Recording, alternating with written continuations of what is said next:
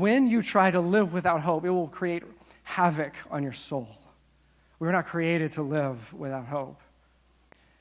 And what we are left with then, when you start to live without hope, is either outrage or distraction.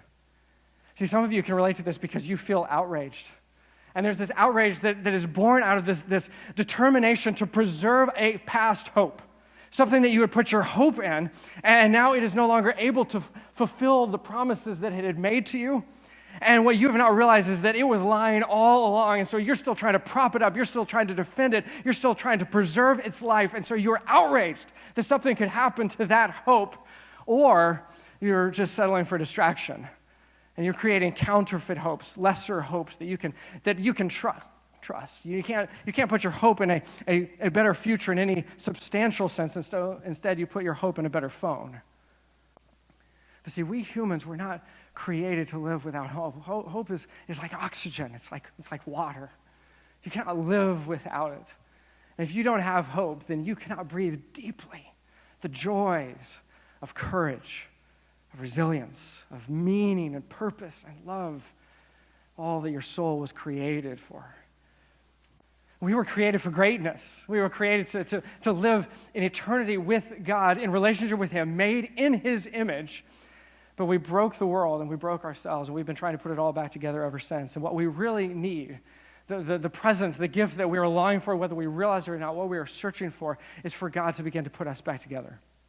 We are looking for God to restore the world and restore ourselves. And so what we are looking for is this kingdom without end that He will bring in the world and He will bring within us. Now, there is a kingdom that is coming. There is a very real kingdom that is coming. And when that kingdom comes, Jesus is going to make right everything that we have made wrong for all of these years. But understand, in the meantime, already there is a kingdom that has already begun. Because Jesus is already reigning. All power and authority has been given to Him. And so what Jesus wants is He wants to bring that kingdom and He wants to make it alive in His people. I love what N.T. Wright says. He says that God doesn't just want to get you into heaven. He wants to get heaven into you. God doesn't want to just get us into the kingdom. He wants to get the kingdom into us.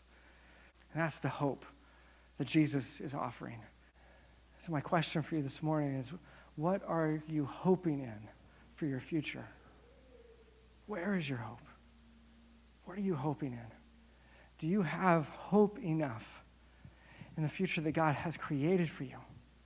This kingdom that will come, this kingdom that He has promised, do you have hope enough that you can walk into this world accepting what God has for you, this life that God has created for you, and to receive it with joy and to walk into the world not with outrage, not with distraction, not with cynicism or despair, but to walk into this world with love, the love of Jesus for you, that then you get to share with the world.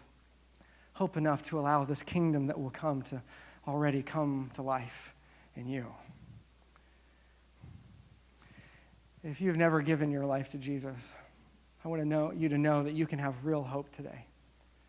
It's not hope that's based on what you can create. It's not hope that is based on what the world has to offer you. It's not hope that's based on the stock market or politicians' promises or even what you can make of your own life. All that stuff is shallow, and it will disappoint you in the end. I'm talking about hope that transcends this world. You can have that hope. And see, God doesn't just want you to have hope for when all of this burns down. No. He wants to take the heaven that He wants you for. He wants to get it in you. He wants you to experience that kingdom hope today. And you can begin to know that kind of hope, that you have a future and that it begins today. You can begin simply by telling Jesus, I give you my life. To tell Jesus, I know that you died for my sins so that I could be forgiven, so that I could have hope for eternal life. Jesus, I give you my life.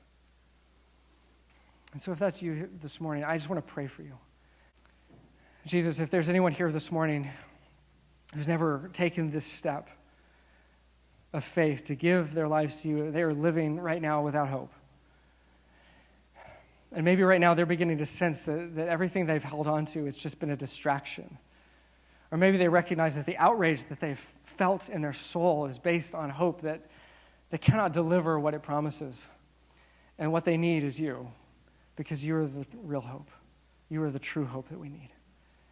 And so, Lord, I pray that you would just speak to them right now. I pray that you would give them the courage to say to you, Jesus, I give you my life. And if that's you this morning, I just want to encourage you. You just tell Jesus. You can just say it under your breath. You can just say it in your heart. You don't have to say it out loud. You can if you want to. Jesus, I give you my life. Thank you for the forgiveness of sins. I need the hope of eternal life. Jesus, I give you my life.